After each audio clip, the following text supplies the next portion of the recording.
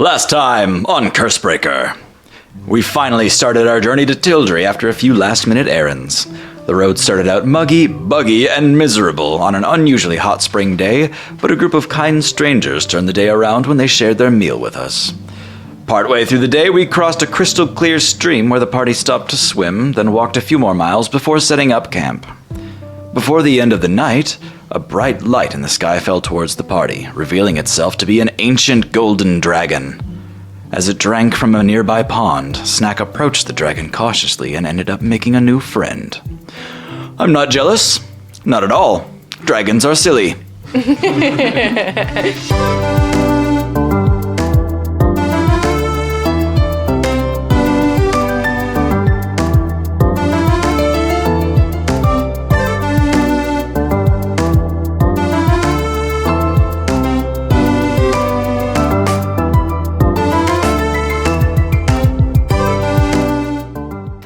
So we're actually going to start the morning after that.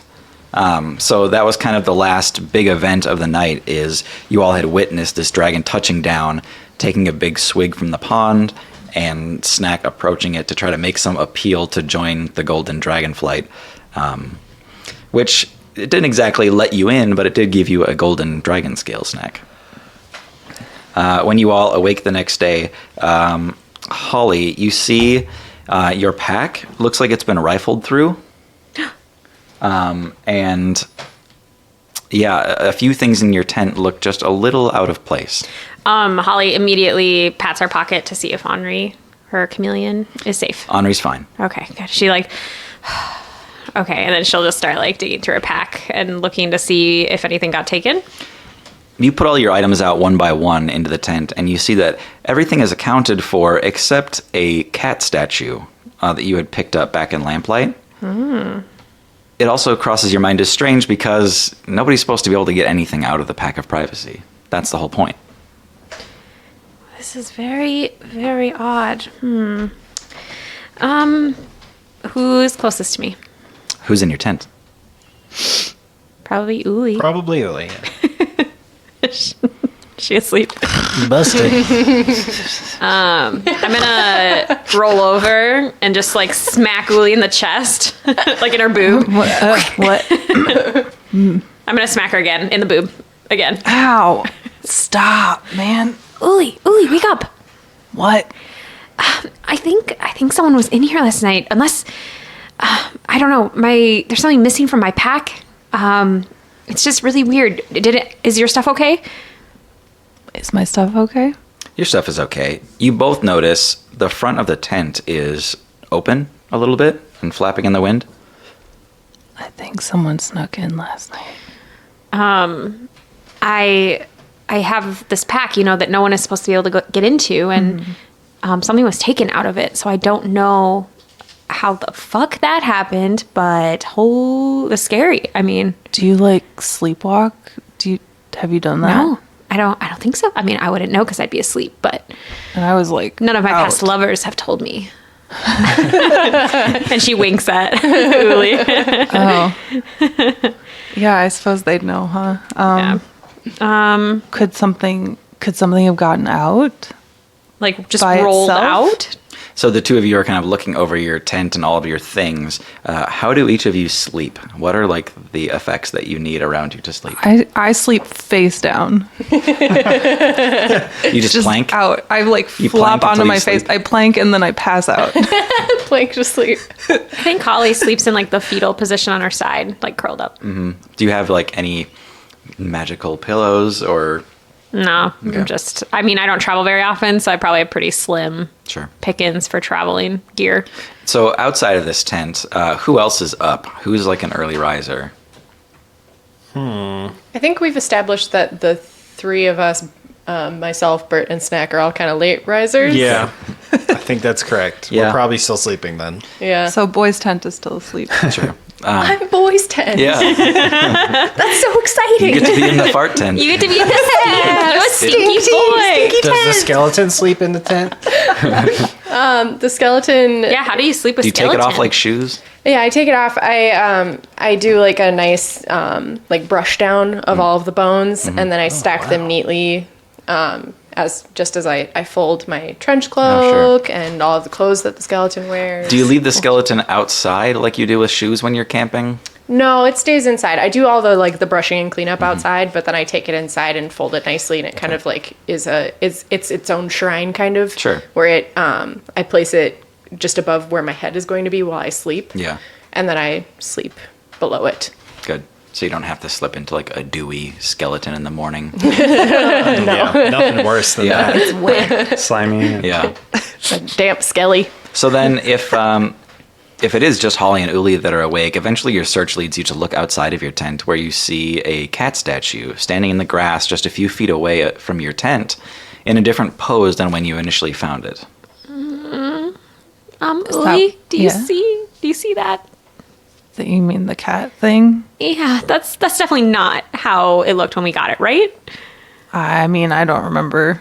Oh God, maybe this was one of the cursed items that they didn't, we got in the underdock. I don't like this. Uli? Holly? Is everything okay out there? About time the boy tent woke up. Yeah, I think we're fine.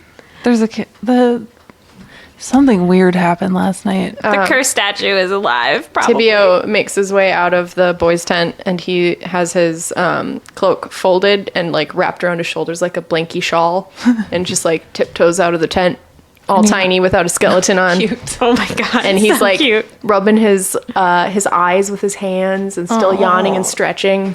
Probably one of the first times you've seen Tibio out of the skeleton. Just like toddling out of the tent, like, good morning. What is Tibio, like, what's his hair color and stuff? Can you remind us what his face looks like a little bit? It's just been a while. He's kind of, I think we went with, he's kind of like Tim Burton-y, like very pale, kind of sunken eyes, big eyes, like very gaunt in face, and then dark, like kind of tousled hair. But very young. He's very young. Okay, cool. Bert sticks his head out of the tent and says, "Did somebody say something weird happened?" Yeah. The cat statue is alive. I don't know. It's cursed. I mean, it's clearly not currently. Can someone make us some coffee, please? Miss Veronica said that the cat statue was not cursed. How could it be cursed? Do we know what it does? We Maybe never it's looked into just that. Alive. Someone want to do that? Yeah, I can take a look at it. I'm a little fuzzy, but this should work. Anyone want some ale? Morning ale. So you guys start the day off, right? Not right now, I'll Uli, have but some of thanks. that coffee.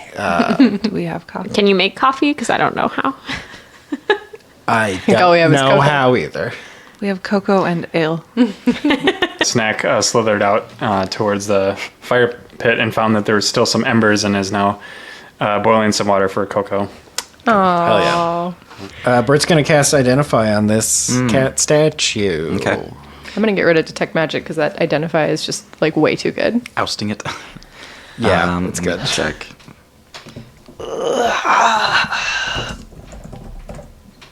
Good sleep, huh? It was fine for a road sleep. Well, can't believe we saw that gold dragon last night. Oh yeah, that was weird. That was awesome. Snake, is that what you will look like when you are a dragon? I suppose so. Now that I am part of its flight, I awkwardly approach behind Holly and do a slight bow as I say, Holly, Yeah. Holly, it is me, Snack. I have received this this boon from the golden dragon that we saw last night. Do you remember? Yeah, I remember. It's so pretty. Thank you. Yes. I know that you do crafting. Is that right? Holly's like reaching out. She's just kind of mesmerized by the scale. She's like trying to touch it. Yes. It's very nice. Wow. But it's mine, and I take it back. However, Holly, I have prepared cocoa, and I was wondering perhaps if you would turn this scale into something for me, something that I may wear. Well, I've never worked with a dragon scale, a true golden dragon scale before, but oh man, would I love to get my hands on it. Yeah, I'll do anything. Snack backs up a little bit, but doesn't quite bolt. That is wonderful, Holly. I have things that I can offer as trade. I know we are allies, but I do not expect you to do such labor without reward. I was wondering if you could make me a breastplate of some kind. Do dragons need breastplates? Of course, they have scales that protect their chest, but my scales are not quite growing in yet. I haven't made armor before. However, I definitely could research some of the techniques. But I will say I'm very good with magical items that can be turned into things to wear. So, making a breastplate shouldn't be that much harder. Thank you. So I'll just hold on to this then for you. And she takes it from his grasp and puts it in her pack of holding and just pats it after it's in there. This is much appreciated. Holly, I will grant you one wish. You may ask one thing of me, A Snack, wish? and I will do it for you. And I do a deeper bow this time, and then walk off proudly back to the fireplace in Coco. Intriguing little man. Bert, your identify spell has resolved. So this cat statue has a strong transmutation effect on it. It's a little complicated, though. You've sussed out that this statue is activated by being stroked by a living creature. Holly, I've taken a look at this statue of yours. Oh, I mean, it's not really mine. I just hold things for the party, but... True. Transmutation, that's kind of your specialty, isn't it? Yeah, in a certain sense, for sure. Well, there's some of that going on with the statue. But look what happens when you do this. And you scratch a little bit behind its ear, and you see this elegantly detailed porcelain cat immediately kind of stand taller and do an about face and look at you, Bert, and say, "Hello." No, it talks now. No. Wow, what a good cat statue. Holly, jumps 3 feet backwards. She's so shocked. The cat, Bert, kind of buckles down into your arms as Holly jumps away and says, Whoa. I haven't much time. What is your name? I'm Engelbert F.F. Wisherspoon. Engelbert, it's great to meet you. I am... you may call me Sal? Sam. What's the cat's name? I like Sal. Sal. Sal, nice to meet you. A pleasure to meet you. And this is who? And she looks over at Holly.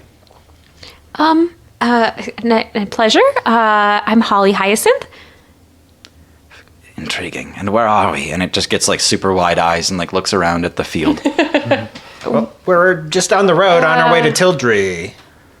You know it? It's not turning back around to look at you. And you kind of feel that this cat has turned to porcelain again. Sal? Hello? Sal, you with me?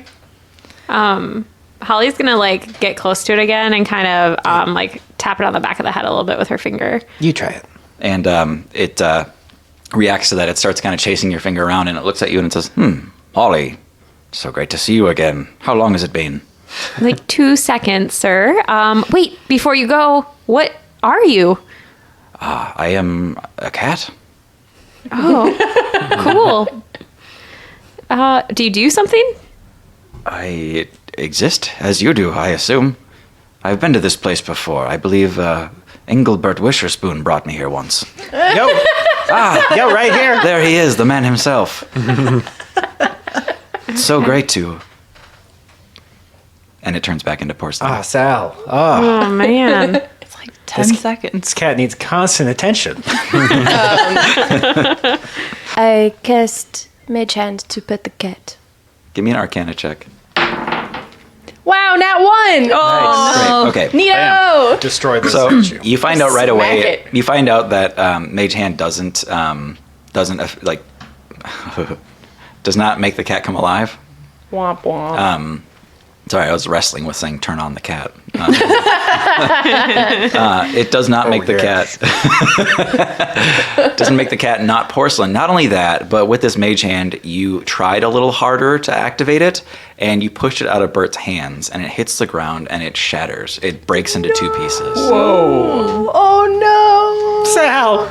Wow. I'm so sorry. I'm so sorry. We Je suis barely désolée. even knew what it did. May I? Can I try to fix it? Yeah, you can try. You can't press usually- the digitation. Oh, God. Prestidigitation doesn't quite have the mileage to put this back I together. literally have no idea what prestidigitation does. It's I like- keep trying it because I have no idea. It just says like miscellaneous small things. It's got like a list of crap. But Yeah, it's like, it's, and other it's stuff. a tricky one. Prestidigitation is supposed to cover everything a magician can do. So like smoke tricks, flames, card tricks, like You can sleight make of hand. something hot or cold, but mending is specifically the cantrip you would need to try to do that. Step back. Bone Man. Timmy. You've done enough. You've done enough here. It's all right. It's all right, Tibbs. It's all right. Bones, it's okay. Come here. I'm so sorry. Je suis désolée. I give him a hug. So. Holly is going to cast Mending on the shattered cat. Okay. Yeah, you watch the cat sort of looks like Elmer's glue is filling up between the cracks, and it just becomes one solid piece of porcelain again. Well, we can try it again. And she just gives it one big stroke down the whole back of it. And it kind of like perks its ears up and looks around and says, "Ah, the valley. Ah, and Holly and Bert too. So good to see all of you once again." Whew, Sal, we thought we lost you there for a minute. How you feeling, Sal? Right as rain. How are you feeling, Engelbert Wisherspoon? Great. Fantastic. And Holly Hyacinth, how are you this morning? Good. What other places have you been? His eyes kind of like go wide, and he's just like, you can see like his entire life flashing before his eyes. He says, "I've seen a great many fields like this." Cool. Well, that might come in handy later. That's all we're gonna get, isn't it? It stares back at you blankly. Have Awesome. you guys like? What if you like pet him while you're talking to him? Yeah, that's possible. But I think like right now, I don't know if we're gonna get a ton out of them. I mean, we can keep trying that if you want. We do probably need to get moving again. Yeah. How's that coffee coming, Mr. Snack? It is quite ready. And then you see Snack putting a bottle of whiskey back into his lamp. I will take one of those. Thank you. Thank you for teaching me this recipe, Uli. You're welcome. And I hand out cups to everyone. Okay. I'm gonna pass. I don't drink sugar in the morning. Tibio smells his and takes a slow, cautious sip. Henry and Maisie approach, and Maisie reaches out for a cup, and Henry just goes, "No, Maisie." Maisie is a champion. What are you doing?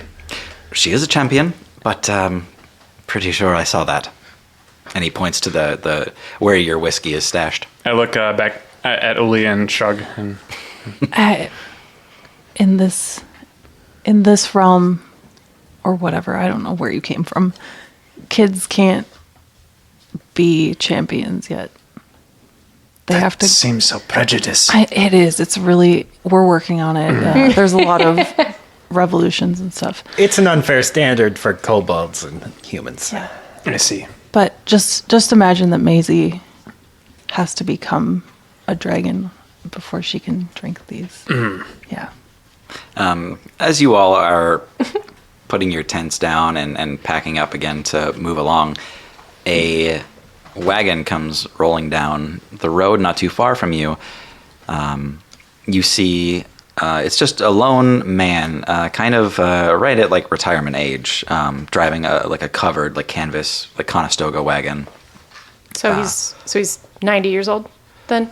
Well, Retirement age? yeah. Well, no, this is adventuring retirement age, which In is this like economy. 45.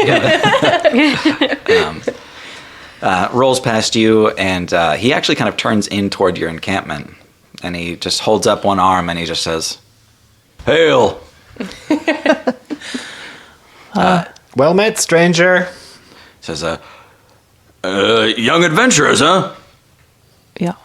We all. Yes, thank you. Yeah. He looks down and says, "Well, I've got something for you. And he gets off of his wagon and he starts kind of like opening the sides to it so he can like show off his wares. And it's pretty clear immediately that you guys are just being like solicited to buy things. And you see a little hand painted sign that says Trevor's Treasures underneath it. And he says, I've pretty much called it quits on all the adventuring, but I've got a good stash that I can share for a pretty decent price. Anybody interested? I don't have anything like super deadly because I don't really believe in putting that stuff out in the world. But I got some cool stuff. You can take a look. Insight check. Sure. I feel like every time 6. you do this, it's like a 5 or 6. Yeah. I trust everybody. His name might be Trevor. Yeah, I definitely am interested. What are you selling, Trevor? Take a look. He's got these things kind of neatly laid out and labeled. It's clear he's been trying to sell these things for a long time. You can see where he's discounted things. He's got like a slash through it just to go to a lower asking price. But just to name a few, you see like a shepherd's crook, like a staff that's in there. You see a cape that's made of this long preserved grass that seems to remain intact. You see a few rings that are set into pillows, a few bottles that have some strange looking substances in them, and even like a little box of chocolate hearts. What's this? Holly picks up a little perfume bottle. I actually just got that on my way out of Tildry. That one's called Laloon, a new fragrance by Lyria Luna. Ooh, Lyria Luna. How much you selling this one for? 15. I'm really just trying to get rid of it. How about 10? I bought it for 20. Fine. Here you go. Holly pulls out a giant bag of gold coins. She has 120 and she gives him 10. It's like, all right, just to get rid of this stuff. I hate it. I tried it once. But I'm sure you'll like it. It seems people are kind of on either side of the fence about this one.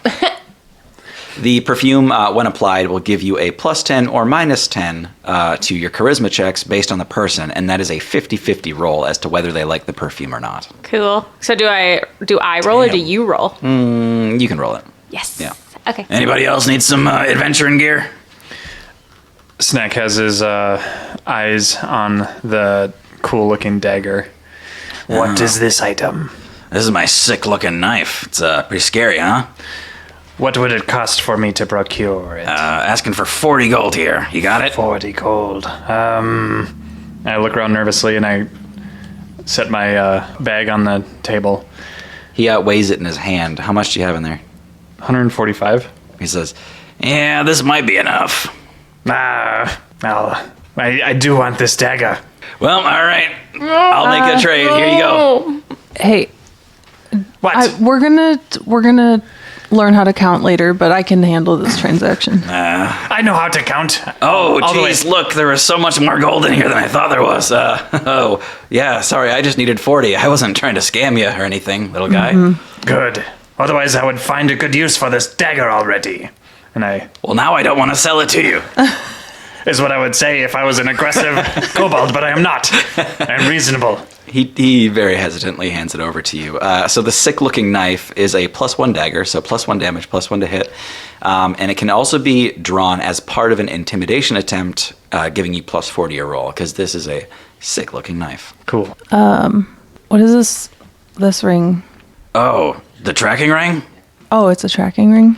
Yeah, it's kind of useless because it really doesn't do anything except you get to know where it is, which is cool. I mean, you know, sometimes, I used to use it, like, I would just, like, hook it onto, like, my wagon keys, so I'd never lose my wagon keys. That's clever. But you could use it for all sorts of stuff. Like, if you never wanted to forget where you live or something, you could just leave it at home. Yeah. How much is it? Let's say 50 bones. 50 gold. Sorry. I was looking at bones over here. Sir, I will not give you any of the bones. Did you want to buy anything, though, Bones? I believe you are still helping my friend. You got 50 or what? I mean, you did say it was pretty lame, though. No, I just said I didn't. 45. Yeah, I'll take that. And Uli, that ring, of course, once attuned to the ring, you will always know where it is. You'll see like almost like a sunspot in your vision, only when you want to. So you'll be able to kind of physically see where it is and how far. Okay. And like I could tell if it had moved or something. Only if you like checked on it. It doesn't notify you when it Right. moves. No, I'm Yeah. saying if Yep. I wanted to check in on whatever has You would know. the ring. Okay. How about it, Bones? I'm looking at this interesting ring. All right, this is pretty much the coolest thing I have. So good eye, Mr. Bones. This is a ring of X-ray vision. Pretty much, it is what you think it is. Only works once per day. Don't try to overdo it. I mean, you can try to do it more than once per day, but you're gonna get sick. I'm very sorry, sir. What is an X-ray? You see him, he cocks his head and goes, "What did you say?" And you see a little line of blood leak out of his ear. Gross. X-ray, like Professor X. You know, it's like crazy, like cool. You can like see through like magic. I don't know. I'm grasping at straws here. It's a magic thing, Tibbs. I just called it an X-ray. No, okay, no. You know what? This ring, it used to belong to my friend Ray. There we go. Anyway, Ray used to be able to see through things, and this ring lets you do the same thing. Oh, that is amazing. Can you see through walls? Yep. Can you see through stone? Yeah, and let me cut to the chase here, Mr. Bones. You can see through clothes for sure. Oh, why would I want to do that? That's horrible. I don't know. Yeah. Can you see through metal? A little bit, maybe like an inch. I would take it. Very good. It's gonna run you 120, and I'm not coming down on this one. Sir, I do not think that you have seen many people on this road, as we have not seen many people on this road. Maybe. I think that based on the deals you have given my friends, you are more than willing to barter. Leave me with my pride. Come on. I will give you 90 gold. Okay, that's kind of far off from asking. You got anything you can trade? I will give you this ring of horrific ripples. What does that do? It makes one look like a horrible skeleton zombie. It strikes fear into the hearts of your enemies. Does it, like, kill you, though? No, sir. But have you ever been on the road and bandits have come to your cart to steal your belongings? This would be a way to scare them away. Or you ever been one of those zombie bar pub crawls? Perfect costume. It would save a lot of time Oui. on makeup. Oui. All right. Let's say that's worth, 30 or so. Oui. We got a deal? Oui. Very good. Stop! Huh. Before you do this, Tibio, I must ask this tradesman about this ring. Does it tell true character, true intent? Does it let you peer into someone's soul deep down and know how evil they are? Or good? Nope. You can get that ring, Tibio. That sounds great. And Snack walks away. Oh, thank you, Snack. Oh, weird. Yeah. He's putting on your ring of horrific repose and taking it off kind of rapid fire. You can just kind of like see his skull every now and then. New patches of like zombie decay appear every time he takes it off and on, and it's like It's a never one. randomizer, Just yeah. like, merp, Yeah. merp, new skin each time. Okay. Any other takers? And Henry kind of looks him up and down and he says, nothing for me, thanks. Pretty cool stuff, though. And he just gives him like an awkward thumbs up. I've got my eye on these cufflinks over here. Looks like you could have a lot of fun with these. What's that? You ever play around with these at the bar, my man? Yeah, I'll be the first to admit I've actually used those myself. They're pretty effective. They'll teach you how to play cards, teach you how to throw darts, pretty much make you the coolest guy in the bar.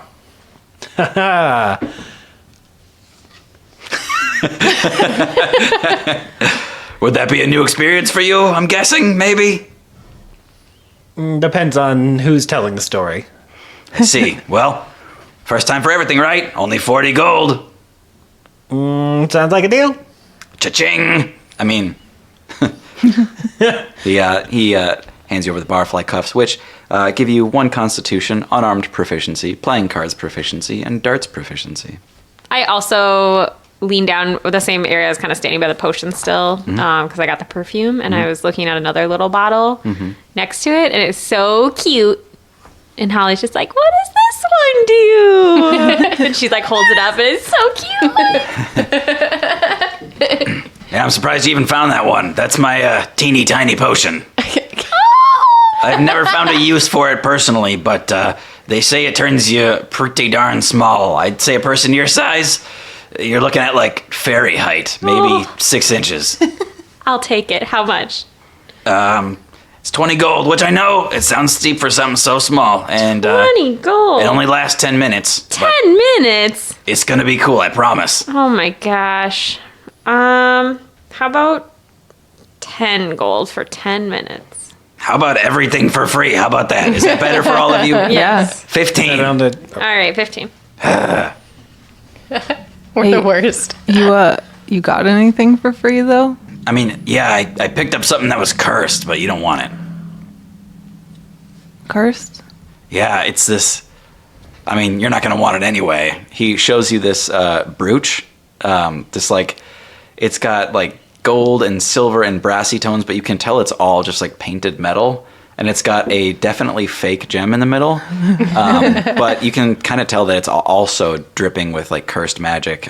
So this thing, he explains, draws in physical missile attacks like arrows and slings and rocks and directs them towards you, but it also gives you resistance to that damage when this is pinned on you.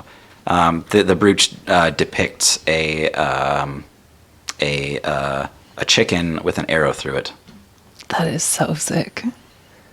That's cool, right? That looks really cool. That's very cool. Do you have 2? No, I feel like that's something that, you know, my great aunt would maybe wear. Like, Was your great aunt a badass? I've seen similar jewelry in very old graves. So it's like an antique. Like this is vintage, I right? think.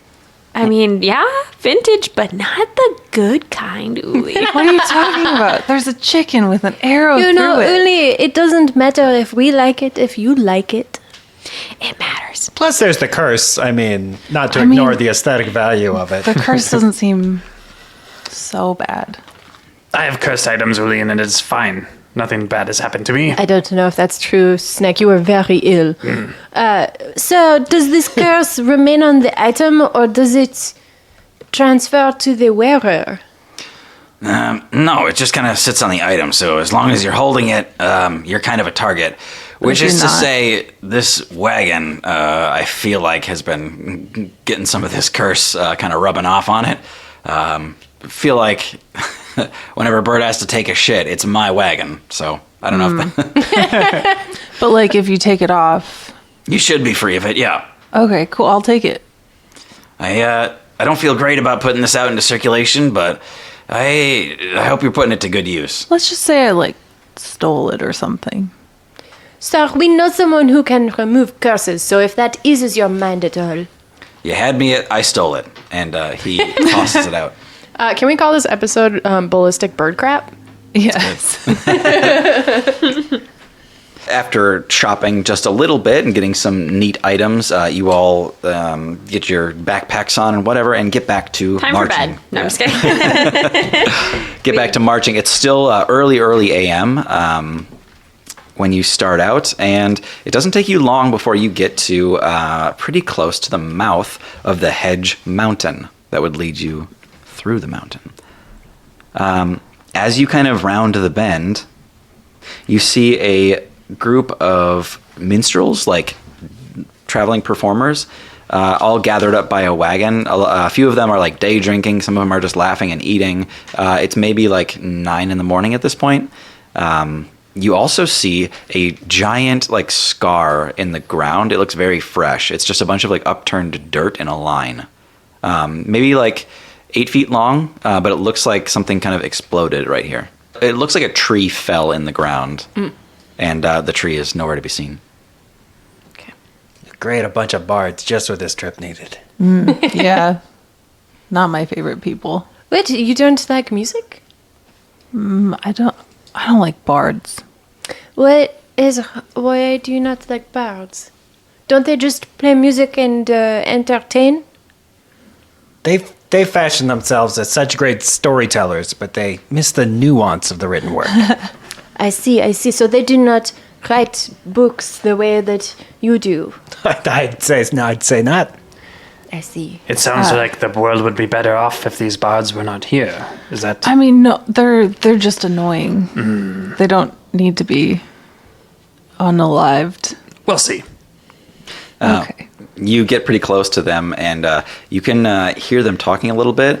And one of them says, "Honestly, I thought that beetle was never going to leave. And good Lord, was that scary. Like, I thought he was just going to turn around and, like, eat us." And somebody else is like, "Absolutely. I think we should go, but I'm having fun just, drinking with you guys."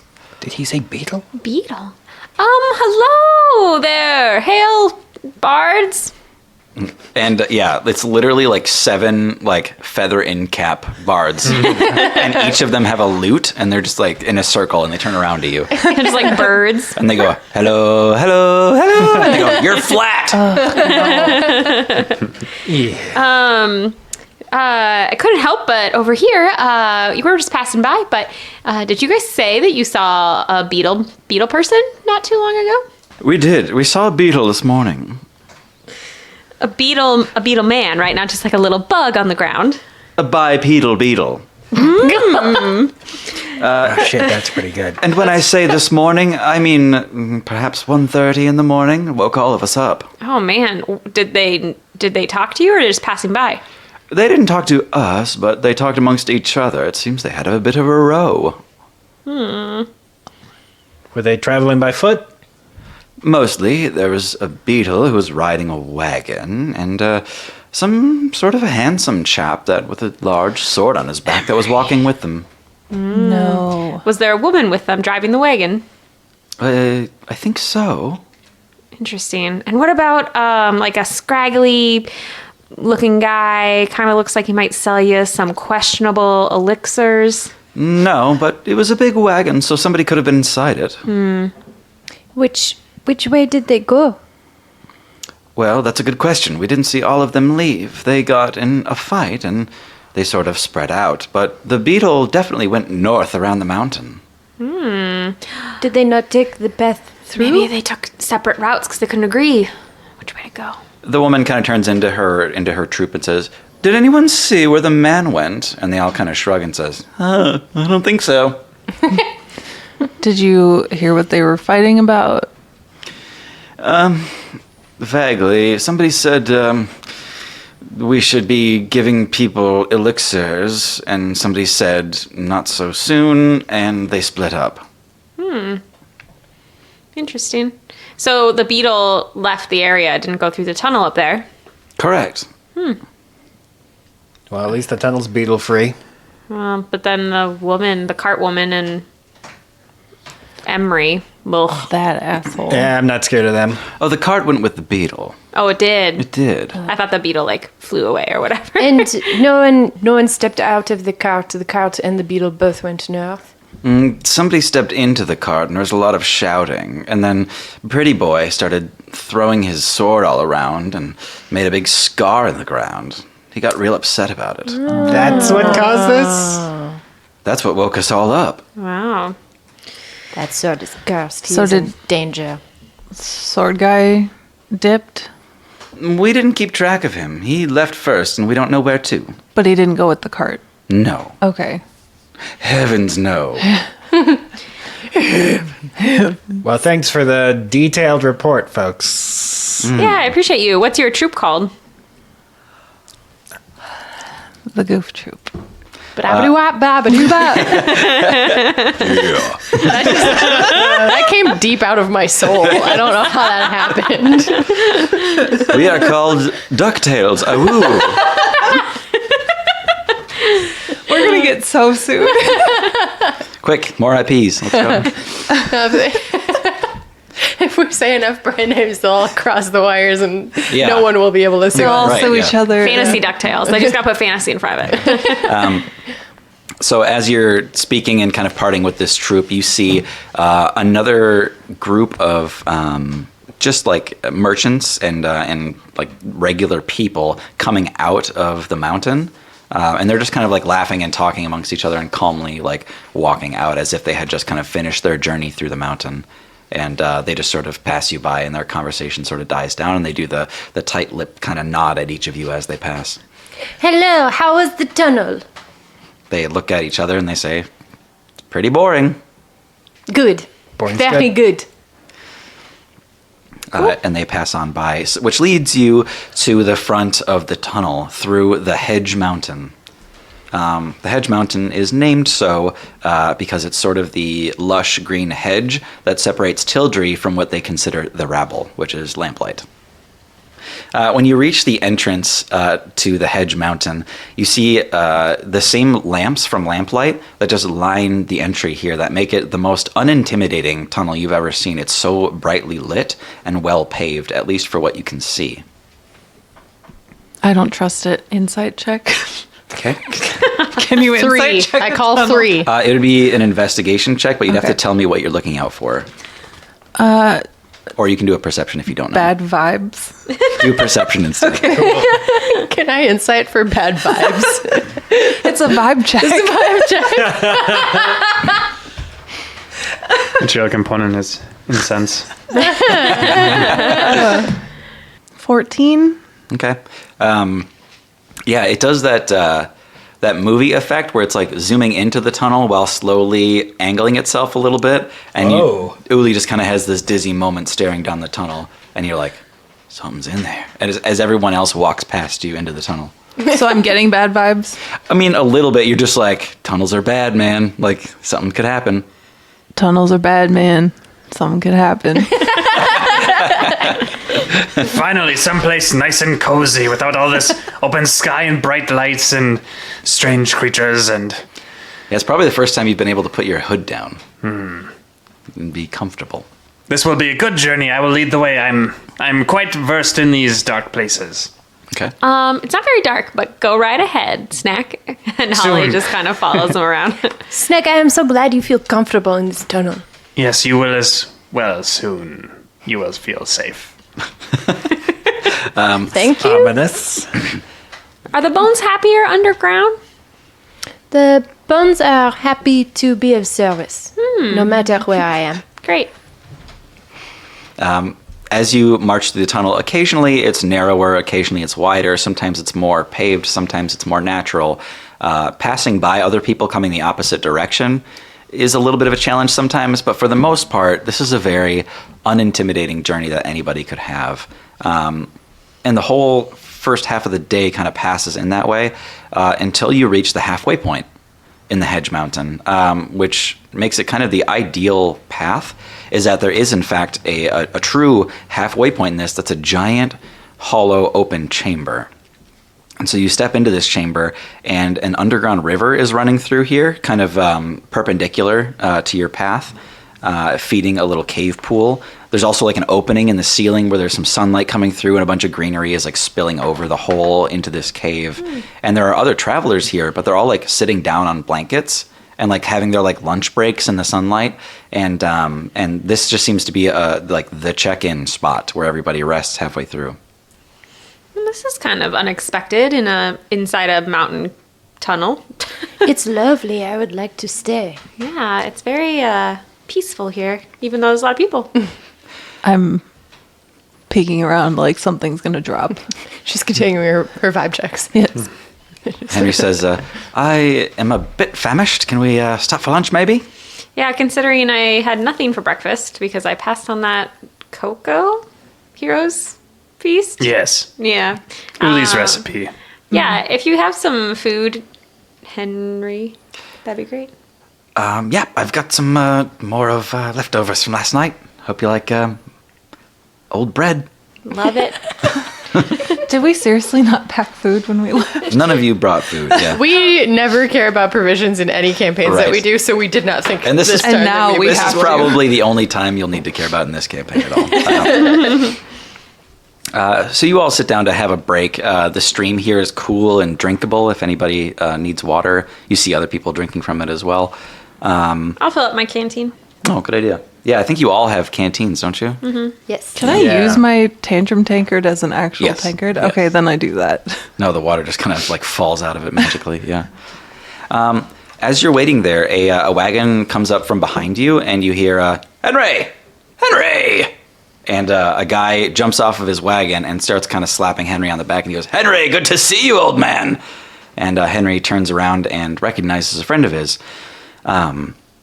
He kind of makes an introduction. Henry says, "Everybody, this is Daniel. He's a friend of mine. He's an abjurer, a peacekeeper for the courts. And this is Daniel's wife, and I forgot your name. I'm so sorry. I'm Danielle." Serendipitous. Yeah. And Danielle is actually one of Maisie's teachers. And she says, "That's right." And Maisie says, "Hello, Mrs. Orchard." Danielle and Daniel. That's cute. Vibe check. Was it a 3 that time? It was a 5. This is an insight. 7. All right. Well, you're already like on paranoid edge, and so Yeah. you're just like mad eye moodying these people. Like, I'm definitely glaring at them. yeah. And I pull Maisie behind me. So immediately, Daniel and Henry just kind of like fuck off together, and they're just like they're talking business like immediately. Like Henry just completely ignores all of you and is just so happy to see Daniel, and they're just like back and forth gabbing like business, courts, Tildry, news, all this kind of stuff. Doing the like middle-aged white dude, like, son of a bitch, how are you? Oh yeah, exactly. Yeah, yeah. Can I ask how long it would take to attune to something? I think it's like half an hour, so you could do it like during this break. Yeah, Okay, yeah. I'd like to sit and attune to the ring. Oh, okay, yeah, Okay. good. Yeah, we can say that's accomplished by now. Okay. Yeah. I would like to pull Maisie aside Okay, and give her the ring. okay. If you wear this, She says, "I already have a ring." no, this is a special ring. This is a special ring, and she shows you the ring of counterspell. How many fingers do you have, Maisie? Ooh, that is a good ring. Her eyes kind of like go wide, and she goes, "You're right." You can wear a lot of rings. And this one is special from me. And it means that if you're wearing it, I will always know where you are. She goes, "Oh, really?" Mm-hmm. She takes it from you, and she goes, "Close your eyes." And you hear little footsteps like away in the cave. And you open them again, and you can just barely see her like moving out of vision behind a big like stone column. Okay. I know where she is. And you just hear her like shout from where she is. She goes, "Find me!" I go over to the column. She goes, "That wasn't very hard." We'll test it more on the road. I just want you to know. She goes, "Yeah, I got to think of some." Okay. Yeah.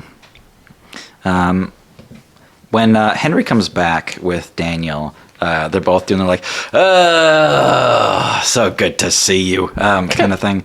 And Henry says, "I don't mean to be insulting. Daniel is a great friend of mine. He's also an official court abjurer. Daniel has offered to drive us to Tildry. And I feel quite safe with Daniel. And Danielle is a teacher of Maisie's. I think it would all work out pretty well. I think Maisie's a little tired of walking, honestly." How many people can fit in your wagon, or are we just walking with your wagon? Daniel says, "We've got plenty of room." That sounds good to me. Tibio and Snack.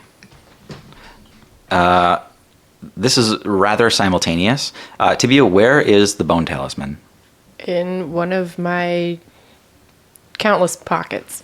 Okay, so you feel something so vaguely pulling your clothes taut, as if somebody's kind of like tugging on your clothes. But you find that it's your bone talisman in one of your pockets that's like pulling you in a direction. I take a step into some shadow so that I'm not obvious, even though normally I'm very careless about who sees my bones. Yeah. But I take the talisman out of my pocket and I hold it in my hand. Yeah. Flat hand. It doesn't exactly fly away, but it points extremely strongly directly down the path that the water is going, so perpendicular to your path.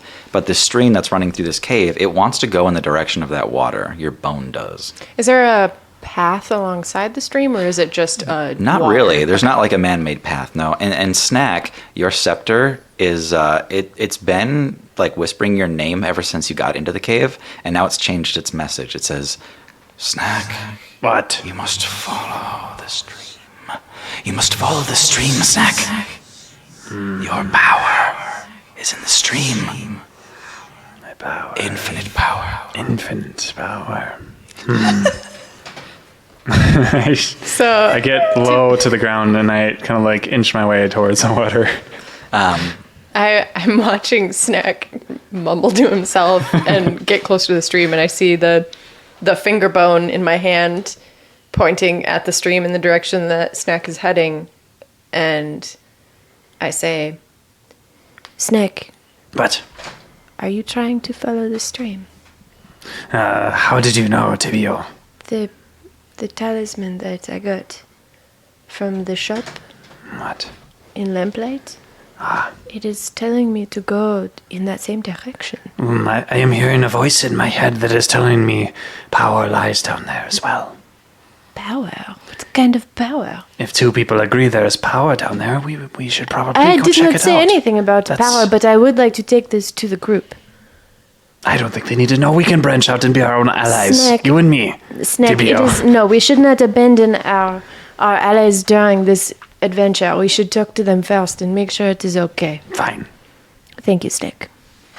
As you come back to the party, Bert and Holly are kind of making their goodbyes with Henry and Maisie as they're kind of getting saddled up and packing their things into Daniel and Danielle's wagon. They're going. Yes, not all of you. Okay. I didn't pick up. Sorry. So yes, just Oh, I thought I was. Well, here we go. Oh, this is embarrassing. Shoot, sorry. Holly was No, like it's fine, sitting it's on fine, the back it's of all the good, we're wagon. fine. Dennis. Oh no. I'm No, but I'm- no. but And there's it's plenty of okay. room. No, worries. Any other No, time. don't worry Any other time. No. Any other time. Honestly, any other time. All right.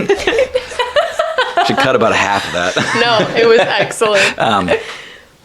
So yeah, you kind of work through it. So yeah, they're just gonna go with Henry and Maisie out to Tildry. I would like to fist bump Maisie and say goodbye. She fist bumps you, but she's got a quizzical look on her face the whole time, and then she just kind of like presses herself against you and just like hugs you around the waist. Thanks, kid. Oop. I awkwardly pat her on the head. She goes, "Thanks, Uli. You're welcome, kid. I love you." Oh, Wow. And she goes, "I gotta go find Tibio." okay. And you hear a couple little splash steps as she momentarily kind of like slips into the water and back out, and she's just like shaking off her shoes. She runs over to Tibio and says, "Mr. Tibio, Oh, yes, Mizzy. we gotta go. We're leaving? Just me and Henry." Oh, you are going with the teacher? "Yeah, that's my teacher, Mrs. Orchard." Do you like her? "Yeah? Okay. Do you feel like this is good? I think so. It feels like normal again." Well, then that's good. I'm happy for you. I'm sure we will see you when we arrive in Tildry. "I think so too. Well, good. I am happy that you are going to make your way there. I know I'll see you again." And she leans in close and she goes, "Uli's tracking me." That's wonderful. She reaches out a hand to shake yours, just like you did when you first met her. I take her hand in my hand and cup it with the other hand just like I did. And I shake it really hard and I swing it back and forth and like play around a little bit. She says, "It was good to meet you." I'm glad we are friends, Maisie. Have a safe trip. And yeah, she doesn't try to like hug your bones or anything, but you know she might have if you were on the ground. But she just gives you a big smile and she says, "Bye, Tibio. I love you." Bye. And she runs back to Henry and gets up on the wagon. And then she kind of waves to Bert and Holly and Snack and she says, "Bye, everybody." Goodbye. Have a good trip. And Henry says, "Hopefully we'll see you all soon. Can come over for dinner once we're in Tildry." Bye. See you then, See you old man. later. Bye. And Goodbye, allies. they all roll off together, leaving you guys with this dark cave path. I told you guys, bad vibes. From them or from the cave? No, I don't know. Everything. All of it. So this stream that runs perpendicular to your path, it goes a little bit downhill, and you can see this kind of small opening where it ends in the side of the cave wall. So there's a cave, another kind of tunnel that you can walk into to follow the stream. My friends, I have a concern to bring to you all. Snack and I have a confusing quest in common now. The talisman that I got from Joe's shop is pointing me down the stream, and Snack is hearing a voice in his head that tells him to go in that same direction. Does the talisman, I thought it pointed you to bones. Is that right? I don't know what it points to. You just got a thing that points you places? It just points. Well, don't this sounds know. like bad news to me. It's not bad news. It's not a voice. It's not a voice in my head. It's intuition, let's say, to infinite. Snack, no, you definitely said it was a voice in your head. I was paraphrasing. It's A metaphorical voice in your head. Paraphrasing what? yes. Infinite power. I just have. Is this the curse Oh, boy. of the thing in your lamp? I think not. No. Vibe check. Vibe check the stream. 12. Yeah, okay. Yeah, you don't learn much from the stream. It's clear, it's clean, it's not a cursed stream. Yeah, we all got water. Yeah. It's not cursed. Well, I mean, I guess I'm not opposed to a little detour. However, how deep is the stream? We can't see around the bend where it goes. The stream at its deepest is like maybe 6 inches. Okay. What if we see what the cards have to say about this? Yes, Bert, that would be extremely helpful. All right, I'll do a quick reading. Yeah, you just kind of set up on a little stone plateau there. Doing an augury.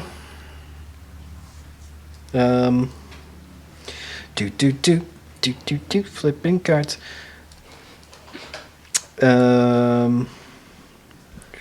Receive an omen from an otherworldly entity about the results of a specific course of action that you plan to take within the next 30 minutes. So, cards, what's going to happen if we follow that stream? You turn over the card, and the headline reads, Spelunkers lost to cavernous darkness, make new friends. Well, part of that seems bad. What does it say, Bert? What do the cards say? I think we're going to get lost, but we might make new friends. But I don't know if it's friends in the sarcastic way. Fucking smarmy ass cards. Or we might find somebody lost. That too. Are we the spelunkers? Do we know what the headline said exactly? Did you tell us? Yeah, how does it work exactly?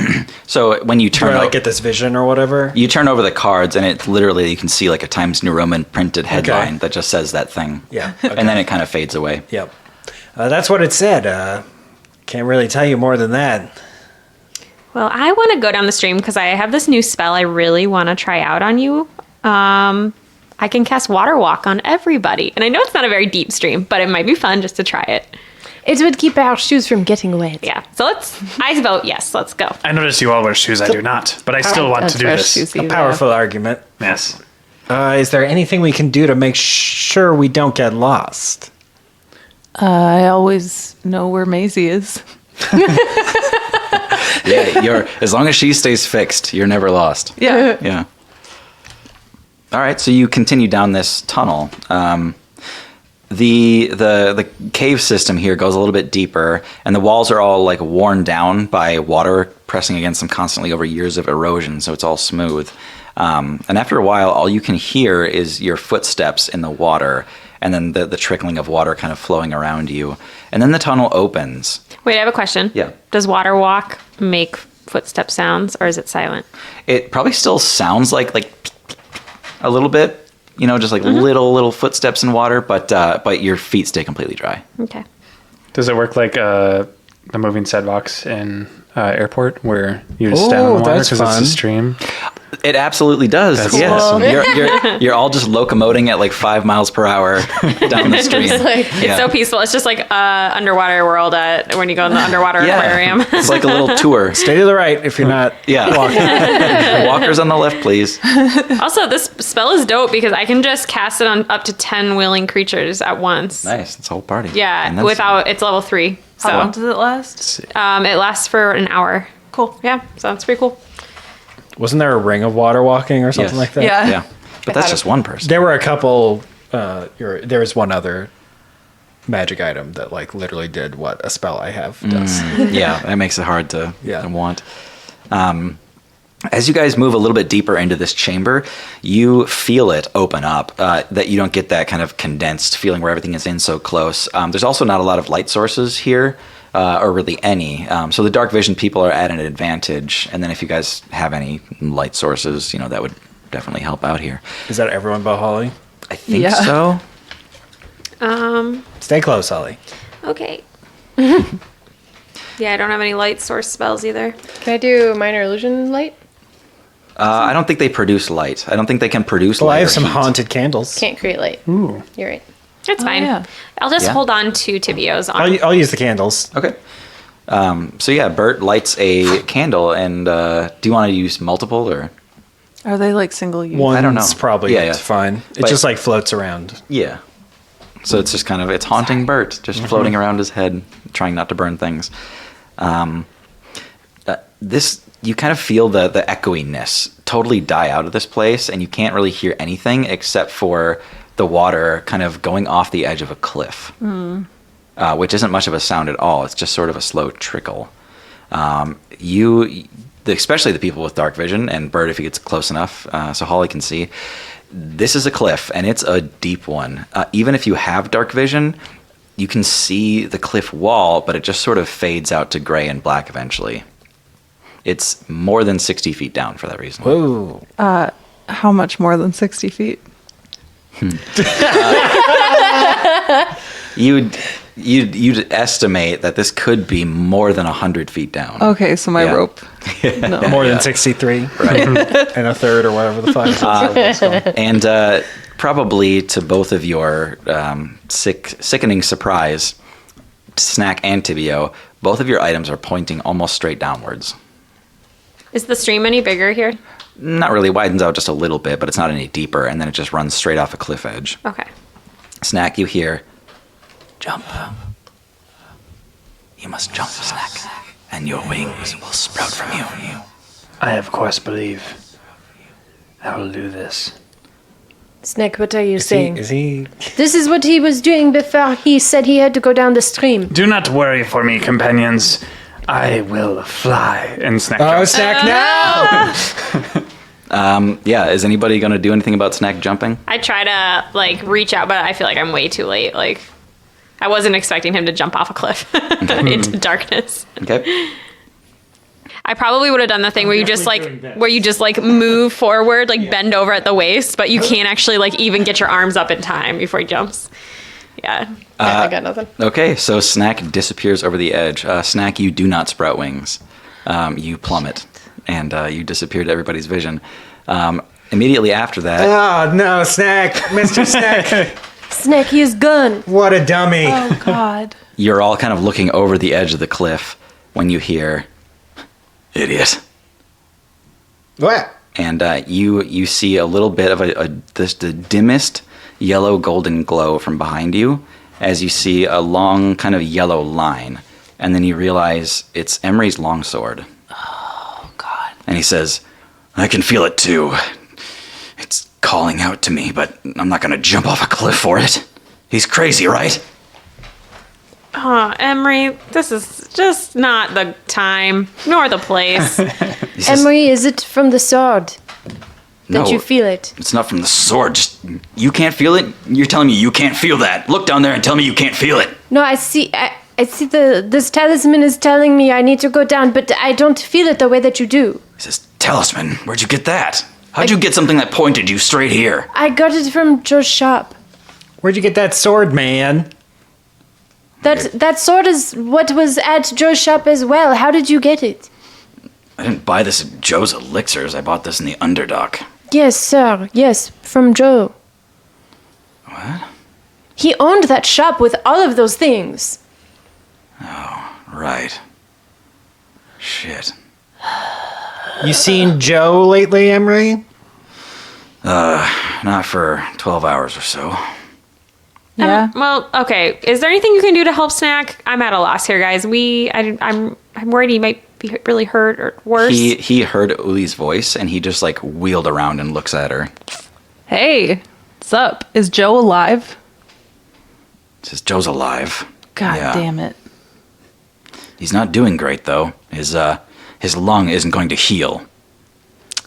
It's thanks to the man who just jumped down that hole. Yeah. We need to help him. Yeah, I mean, No. that's I'm not here to help anybody. For once, I'm here for me. obviously. Oh, yeah. You seem like a real selfless type. You have no idea. I was abandoned by my party. I was left for dead. Oh, no. And then I run into you, deputies, and then you just immediately discount me. I can't even work with you. I'm sorry. Discount or And then you me? You just try to kill me outright? No, I don't. And he says, it's... And he, like, looks at the ground, and then his mouth isn't moving, and you hear, it's all your fault. No, it's not. And I want you to know that that was an accident, but I know how to do that now on purpose. So if you cross me, He says, what are you talking about? big boom, fire. You know what happened to your face? I'll do it again. Yeah? Don't touch me. Make a contested grapple check. 16. Okay. Emery has a 17. Whoa. Emery he's digging his thumbs kind of into your collar, and you can tell he's got the ability to move you at this point. And again, he's staring you in the eyes, and you can see a little yellow glow start to take in his eyes, and he's not moving his mouth, and once again you hear, it's all your fault. Oh, I can do that too. And I message at him. And he looks a little like quizzical when you message him. It's your fault. He says, what? It's your fault. And he like squints his eyes and he presses you, and he's trying to take you off the cliff with him. Is this Okay. eye thing kind of only visible to Uli? Because they're like No, locked eyes. you guys can see Can it. I do an insight check? Sure. See if I see what's going on with that. It's gonna be like 8 or something. Yeah, it's not quite enough to get any new information. Okay. I would like to reduce him, please. God damn it. I'm going to say you're nothing. So I got a 7 and an 8. So an 8 and a 9. Well, my spell save DC is 14. Okay. All right. He is reduced. He's small. And he's kind of got you in a grapple, and then you reduce him, and you just kind of like shrink down with him. Yeah. I pick him Okay. by his, like, whatever, his shirt, and Yeah. I, like, drop him He's half off size. to the side. I'm not dropping him Oh, off the okay. cliff. I feel weird about Yeah. that. So he's about the size of Bert now. So he takes out his greatsword, which is, now like a short sword. Medium sword. And he like kind of like points it up in the air, and then he like throws it down at the ground, and he just strikes the rock beneath him, and you can see like a fissure like start in the ground. Yeah. Between us and him. It's just kind of pointing like out towards the cliff, actually. And he says, "You have no idea what you're messing with." No, I wish I didn't. But you are the worst. He says, I've had enough of being antagonized. And he slams the ground again. And he says, I've had enough of being treated lesser. And he slams the ground again. And he said, I've had enough of you. And he slams the ground again. And you can feel the stone shift beneath your feet. Okay. Is that all of us can feel All it? of you. Okay.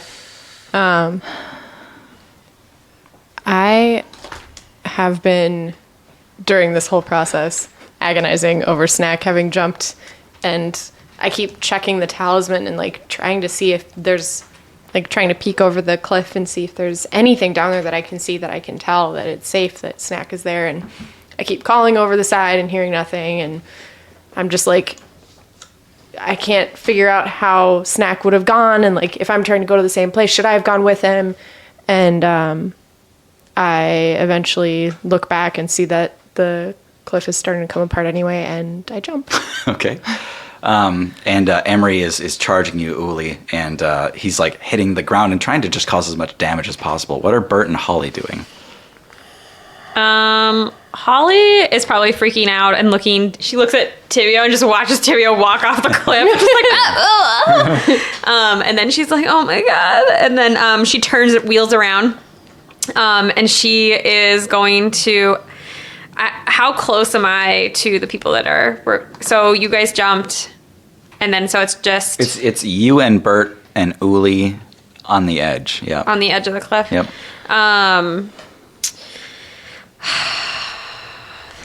I'm going to try to calm everyone down. Okay. Everyone cool out! I cast calm emotions. I'm not sure this spell's going to work, but we're trying it. Sure. So what's the save for Emery since he's unwilling? Charisma. Okay, not his strong suit. Cha, cha, cha.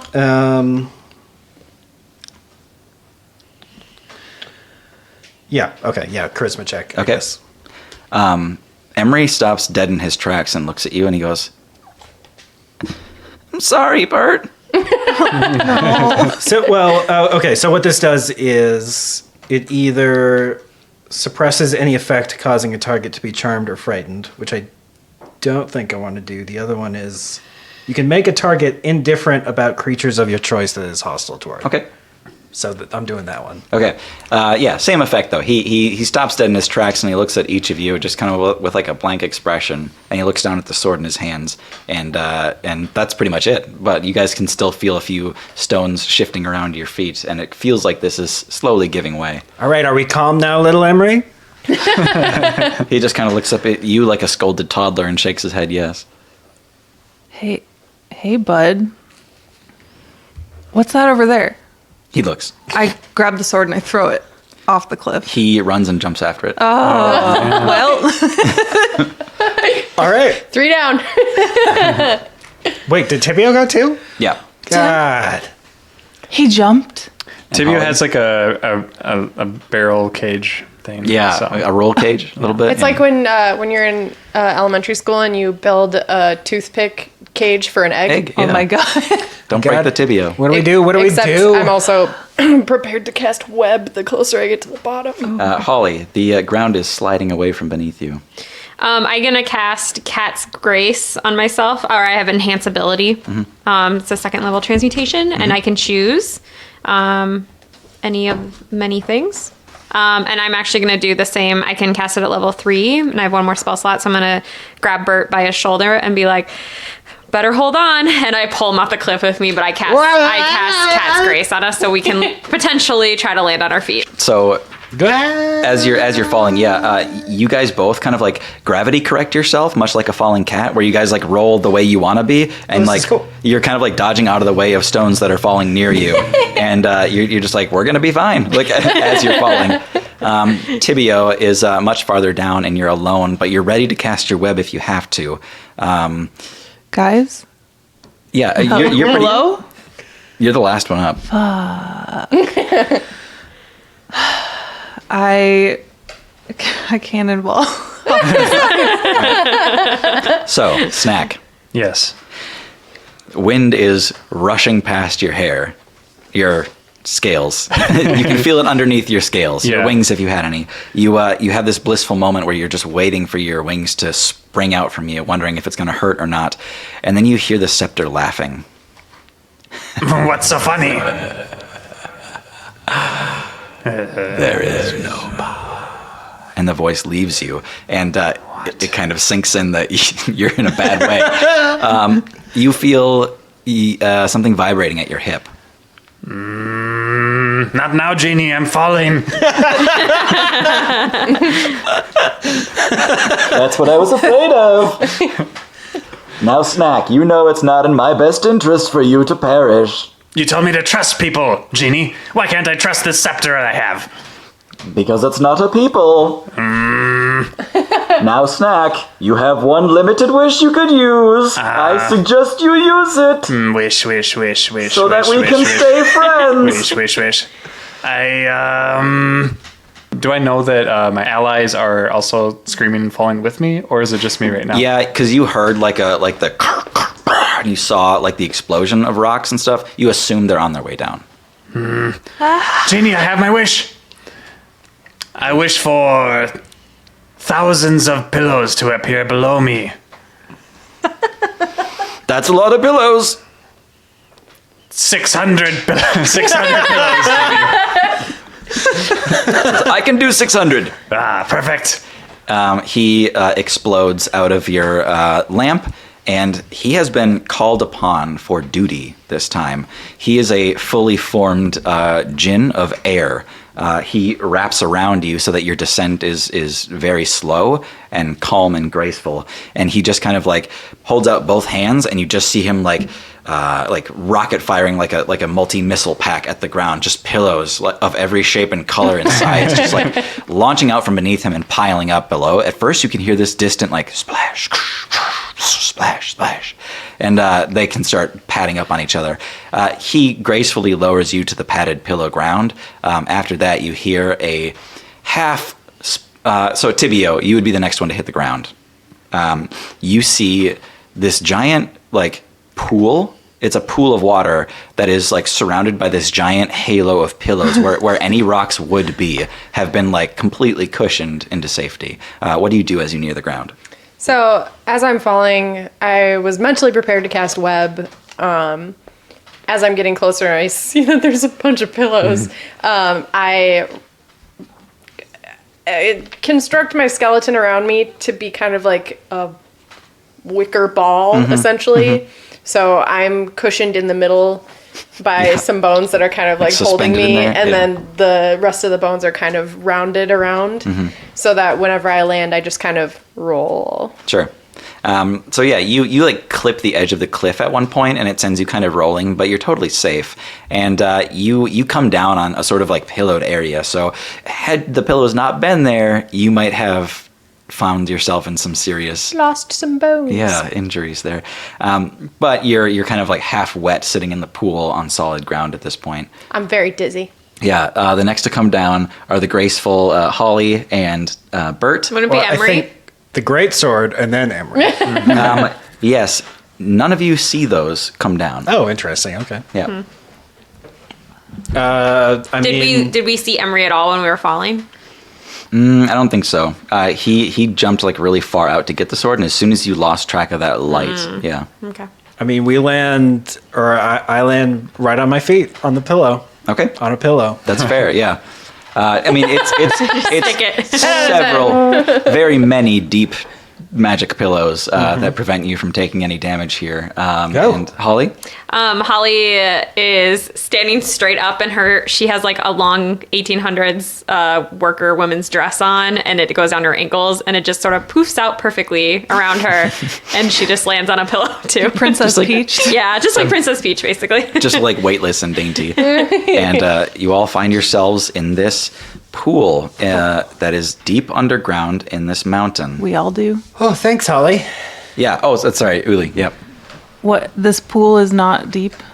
It is pretty deep in the middle.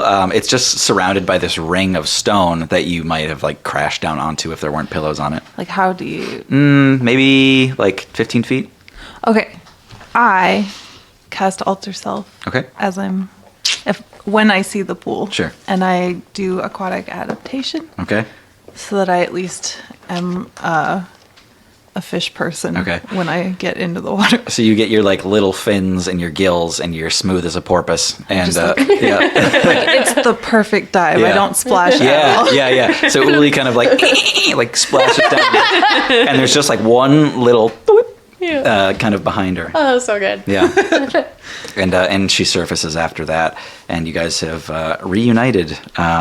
I, The mermaid We beat the cliff puzzle. Yay. I pull out my tarot cards and look at them and say, again, you kind of buried the lead on that one. Shit. Hold on. Nope, we're good. Yeah. Your tarot cards are pretty clickbaity. All right. You're all standing at the bottom of this pool. Is everyone okay? I'm actually good. Where'd all these pillows come from? Snack, are you here? Snack. I'm right here. Holly's like picking up the pillows and like kind of fluffing it, and she's like, "This is cute. I need one of these for my tent." Tibio picks up one and it's like just drenched. Yeah. It's damp as fuck. Soggy pillow. Yeah. You may have I these. don't want these. You may have these pillows. They are my gift to you all. Mr. Snack, Yes. I appreciate the gift of the pillows, but what are you doing, man? What, Bert? Why did you jump? Why did you jump? I was told to trust people. And I hear voices in my head and I trust them. They tell me to jump. I That's have who you're infinite not power. supposed to trust. What? There's anyone. Wait, were these pillows from your genie in the lamp? Well, it's from me and yes, from Genie. Yes. Oh, wow. He owed me a wish. Amazing. So this is what that can do. You used your wish on us. Yeah. Snack, you saved our lives. I mean, he also used it on himself. After he almost caused our deaths. Snack, you are a hero. I know this. I know I am a hero. Where's Emery? Anybody seen that guy? I don't know. Holly is know. scooping I saw a pillow it. into I her saw pack of Emery- holding. She's putting some pillow. pillows. Okay. I Yeah. saw Emery fall off right before we did. Yeah. Where is he? Do you want me to go find him? No, Snack, stay here. We need to all stay together. We cannot get lost. Fine. Yeah, no more jumping off cliffs. And the less Emery, the better, honestly. I'm I'm gonna not too upset, but weird. I'm gonna look at my bone talisman and see if it's still pointing Yeah. anywhere in particular. So Or was it just a double trap? no, hold on. Double death trap for the party. Okay. He's Snack. trying to TPK. Okay, so your bone talisman is pointing, we'll say, towards the cliff wall, which you notice at this point, kind of behind exactly where the water falls. Not that there's like a curtain of water that protects this or anything, but you see 6 stone columns, like bricks, like stone columns, set into the wall that are framing a dark stone stairway that leads into the cliff face. And each of these columns is lit by this moss that is on fire. So it's a moss that glows a bright blue, but the flame it produces is shy and golden. It just kind of flickers every now and then and produces just a little bit of light. Does the stairs go down into the cliff or like actually back goes up, yeah. Okay. Yeah. So, like, the cliff we just fell down. Yes, exactly. So we could have just walked down. Not necessarily. This seems to lead into like a fortress or. Oh, it goes into the Stairs. cliff. Yep. Okay. Yep. Right? So it might eventually lead back up to the Okay. surface, but. But somewhere past the cliff. And then at the same time, Snack, your scepter is whispering to you again, and it says, Snack, your power is just beyond the bridge. And you look the other way, opposite to this stairway, and you see a destroyed bridge. And then you see on the other side of that bridge, like pretty darn far away, you can see just at the edge of your dark vision, Snack, the path kind of continues on the other side of this broken bridge, and you can see a small gaggle of kobolds like disappear behind the rocks there. Snack starts walking that direction slowly and says out loud, but Bert told me not to listen to the voices anymore. Oh no. I'm gonna walk over and like put my hand on his head to stop him from walking forward. So you go to put your hand on his head, and you disappear. Oh, sure. Yeah. Okay. And so you all noticed Bert walk away, but Snack never noticed Bert touching him. Oh, no. And so you all kind of lost track of Bert all at once. Bert, you can barely hear as they finish the end of your name and say, Engelbert F.F. Wisherspoon, you've been summoned before the Second Court of Tildry in regard to the death of Brax Minnow. The next minute is yours to make your opening remarks. And this is from Judge Flan, who wears a bright yellow robe. She's this old lady with these like really kind of like strong jowl lines, and she stares down at you with her eyes kind of squinted. Boy, you guys have uncanny timing. Okay, 1 minute. My friend Brax was a great man. Sorry. My throat is just irritated. Continue. All right. He was a bit foolhardy, and he got into trouble. 1 moment, sir. Oh, my God. We may have another case. Are we going to have time to finish, Mr. Engelbert? Very good. You may continue, Mr. Engelbert. Will there be any further interruptions? None that we foresee. Please continue. Our time is valuable. I can tell that.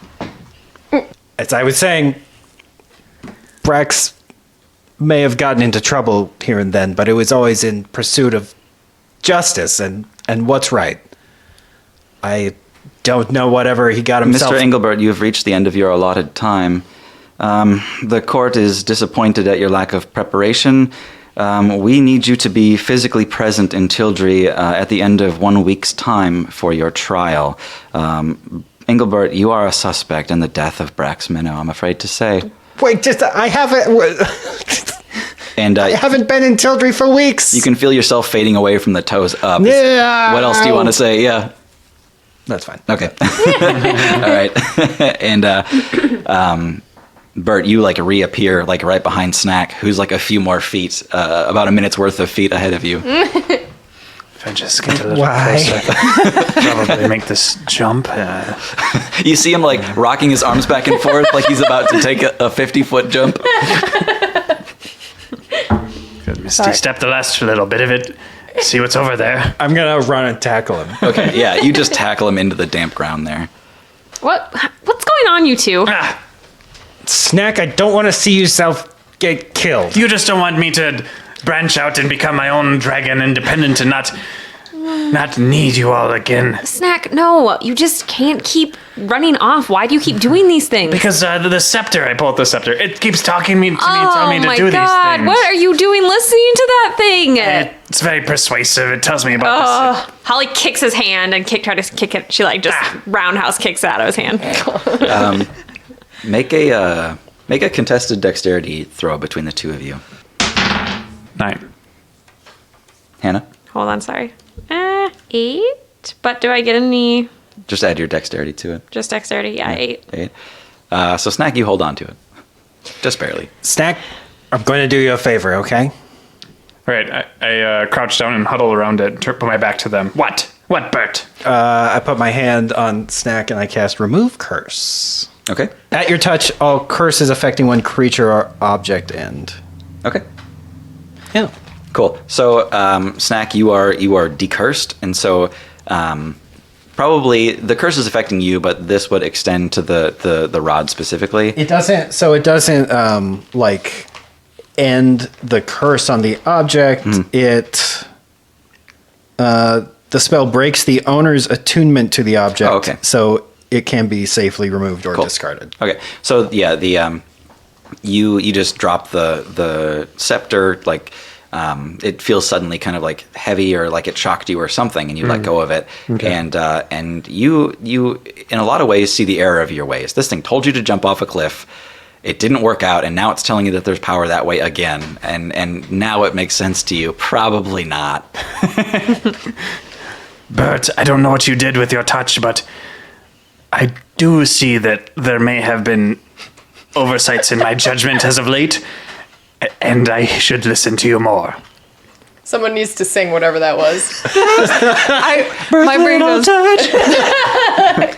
sexual healing. There you go. I wasn't sure which song option you guys went with, but both of you were like, Holly, thank you for kicking my hand. I realized your attempt, and I appreciate it. I think that I would not have made this next leap either. Well, I didn't realize you were still holding on to that thing. I mean, we had to get rid of all those cursed items, and we gave them to Veronica. And I didn't realize you were still holding on to it. And oh my goodness. So is it safe to touch, or can we get rid of it somehow? I wouldn't touch it. I don't think I can remove the curse entirely. Can we just throw it off this cliff? And Holly just nudges it with her foot, like towards the edge of the cliff where the bridge is. And it's not like it's not cursing you by touching him with your foot. So. Okay. I think it's time to say goodbye to this thing. Yeah, good riddance. I'm glad you're listening to reasons, Mr. Snack. Goodbye, Scepter. Holly just gives it a little kick and just kicks it right off the edge of the cliff. And Snack, you hear, no! All right. So as y'all were dealing with the scepter business, Tibio is standing in front of the staircase and is looking down at the bone talisman and up at the staircase and around nervously and My friends, What'd you find? this bone talisman is telling me to go up the stairs. Can we go? Yeah, it seems legit. I'm a bit loath to keep listening to the magic items. But Veronica said the man was not cursed. Yeah, I mean, we at least can trust Veronica, right? I'm good with the stairs. I mean, we're not going across that cavern over there, so stairs it is. And Veronica was an expert on curses. I believe that we could trust her opinion. Mm-hmm. If you can't trust a Cursebreaker, who can you trust?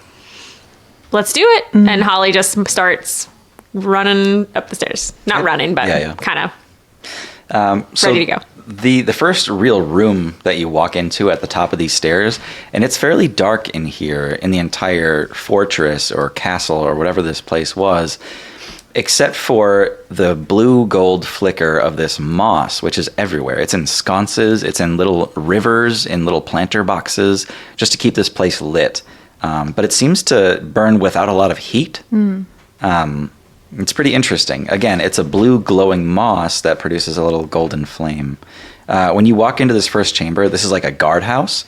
This was meant to keep people out. So there's there's a table set up here with two skeletons in the chairs. They're facing each other, and there is a game of chess in the middle of the table. Ooh. And black is winning. And both of these skeletons are rather stout. You can probably tell that they're dwarf skeletons. And their armor is very clean and polished. And their heads are just kind of lolled back like they just died in their sleep in those chairs. That's ominous. There's a lot of bones. Can you tell how old these bones are? Like, are they fresh bones? No, these are very old. Must have been a long game. as a gnome that likes games and has various bone rune games that he's played in his life, I think Tibby would also be familiar with the rules of chess. Yeah. And so I wander over to the chess board and I see that black is winning, as you said. Mm-hmm. And I complete the last move that would get black to checkmate or whatever. Okay, they're probably a few moves away from that, but you progress black and take a few white pieces as you go, and you just kind of, I don't know, do you play white at all, or do you just do the next move that you would make? I do both. I spin the board around and I don't know, I act the game out, the remainder of the game out. So are you talking to, you're pretending to be each skeleton? You're like, well, how dare you do this? Climbing into each skeleton. Yeah. I've got you now. No, I'm Talking to them. Okay. I say, oh, sir, I see the next move that you would make. and then I go to the other side and I say, Oh, this man has you beat. You had no chance. Okay. Snack leans over to Bert. Bert, can you do that remove curse thing again? I think something is wrong with Tibio. Let him have his fun. Yeah, that's adorable. Snack and Bert are standing more towards the entrance, and you see there are clean pikes that are just kind of leaned against the wall here. Like they just kind of gave up on guard duty.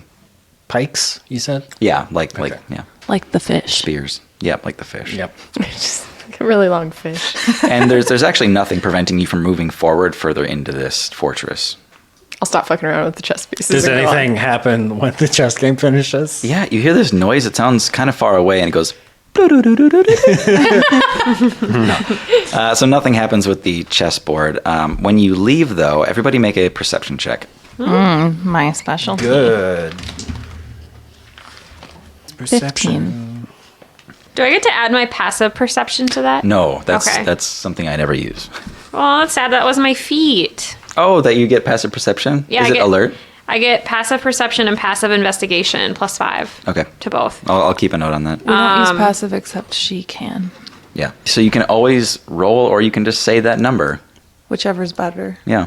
So whatever your passive perception, I believe, starts at 10, and then you just add whatever your bonus is. Yeah. Oh, so it'd be that. Yeah, so 15. Yeah. So you always get 15 or higher. Probably Okay. plus whiz, right? Yeah. Yep. The feat is observant. Got it. 18 then. Okay. So 18, 15. 6. 7. 16. Okay. So yeah, we'll say 15 and above. You all turn your heads as you hear something a little like, and you turn back and you see that both of the skeletons have like turned their heads to look at you guys as you're leaving the room. Yeah. Tibio, stop doing that, please. It was not me. I was not playing with the bones. I only was playing the chess. That's That worse. gives me the I heebie-jeebies. don't like it either. Further down this hallway, you can see that there's another set of stairs that goes up after you walk for a while, and so that might lead you closer to the surface. I hold out my bone talisman. It is pointing straight up those stairs. Let's go up these stairs. Yeah, let's get out of here.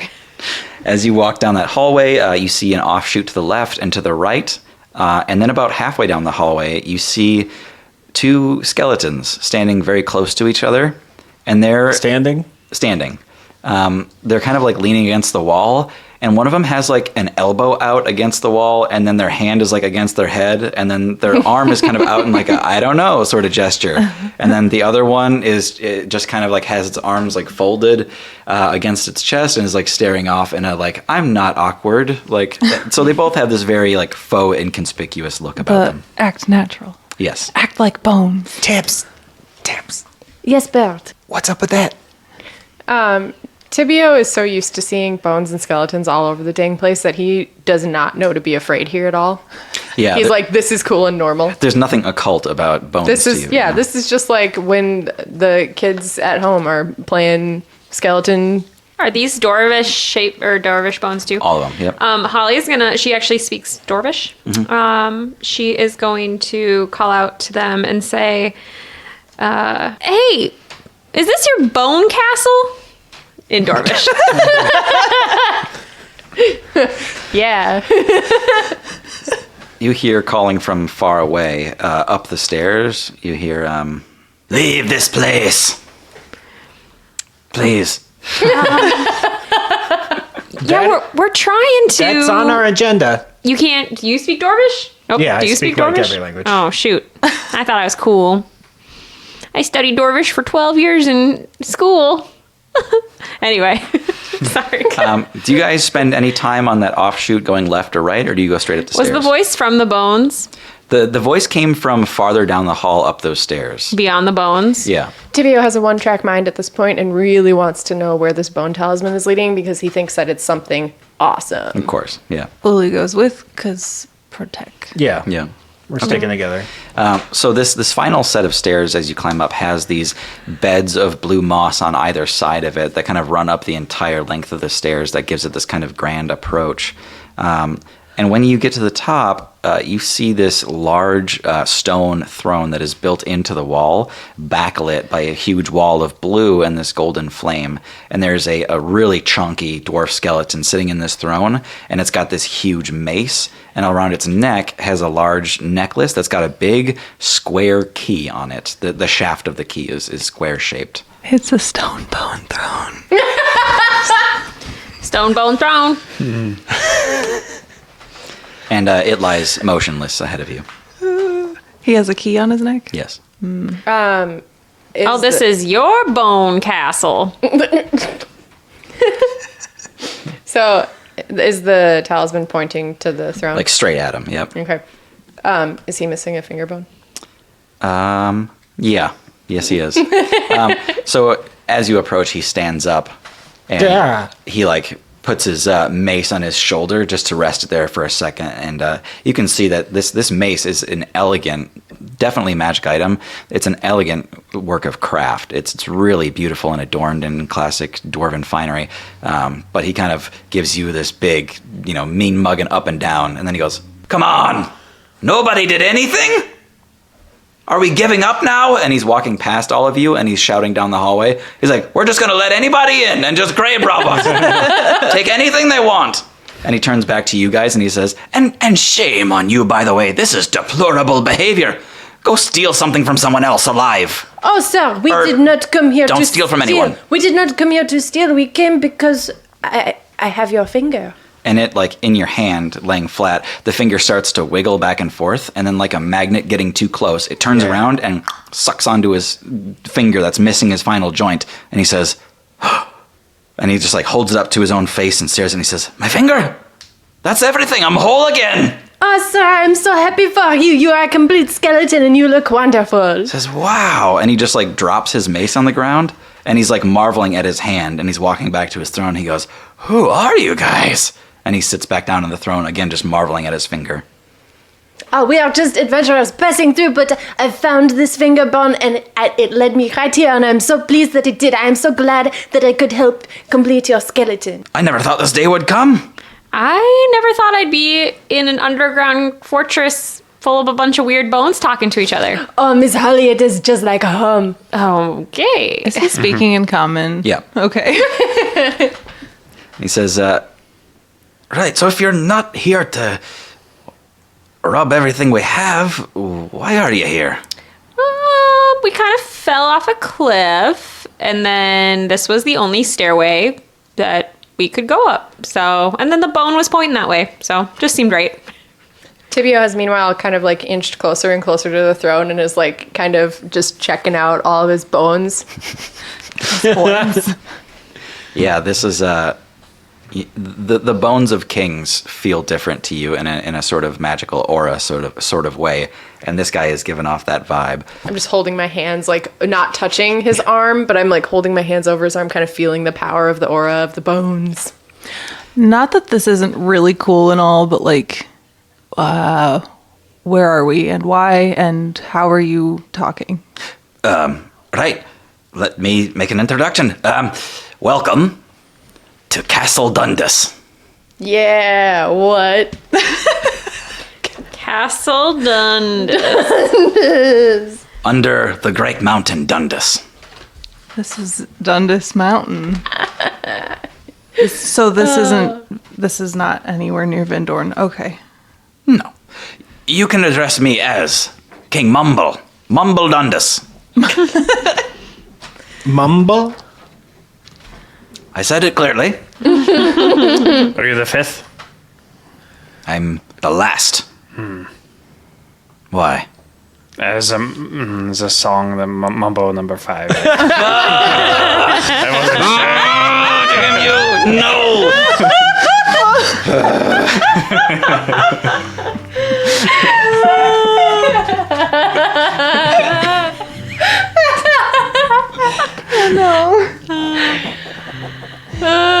You go so long forgetting that exists. Really? We want Lou Bega coming after us?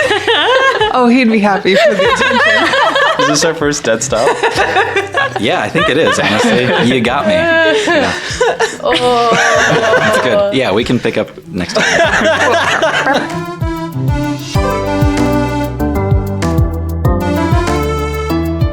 Thanks so much for listening. I'm Tim, your DM and your genie. I'm Hannah, playing Holly Hyacinth. I'm Thomas. I play Engelbert F.F. Wisherspoon. I'm Tara, and I play Tibio Famur. I'm John. I play Snack the Kobold. And I'm Maggie, playing Uli.